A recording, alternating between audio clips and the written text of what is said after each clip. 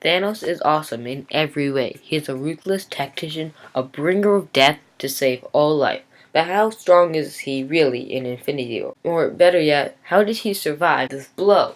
He must have gone 3 natural 20s on his death saving throw. Okay, let's look at what's happening here. First, lightning, and then the axe. Lightning. I covered this in my first episode, but I'll cover it again. Lightning is very dangerous. There's multiple parts that can damage you. The heat, the shockwave, and the electricity. Lightning can get up to 54,000 degrees Fahrenheit. That is 5 times hotter than the surface of the sun.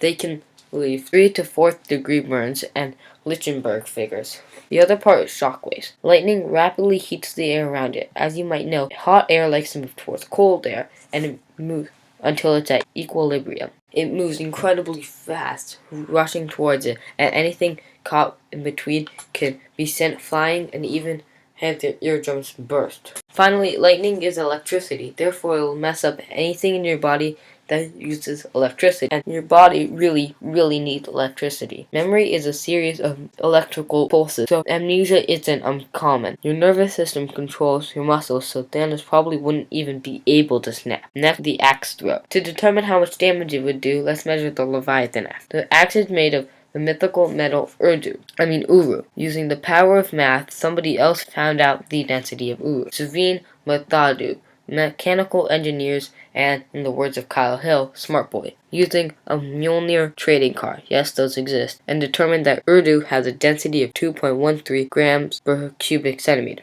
making it lighter than steel, titanium, and aluminum. Now we need the dimensions of the hammer. My plan was to use Eitri's height to measure his knuckles. Then I measured the length of this bar. Using that as the base, I measured the rest of the bar dimensions and multiplied it by the amount of bars. Eitri is 10 foot, making his knuckles 11.25 inches, or just under a foot.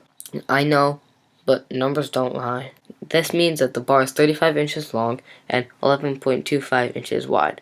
Using the first shot, we can measure that the bars have a height of 10 inches, volume is 328.125 feet cubed. That's pretty big, and that's only one bar. There are 7 bars, leading to 2,296.875 feet cubed. Luckily, it's not steel, with a density of 8.05 grams per cubic meter, but it's still 4,892 grams, or 10.785 pounds. And that's just the metal.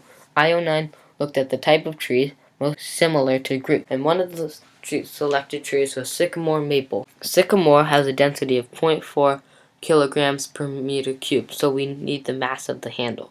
Using this shot of Thor with the Thanos and the Stormbreaker, Thor is 78 inches, and we can use this to find out the handle is 56.16 inches long. The diameter of the smallest part is 2.08, so if we plug in the radius and the length into the volume of a cylinder formula, we get 193.73 inches cubed. Switching to metric, we find that it's 0.0031 meters cubed.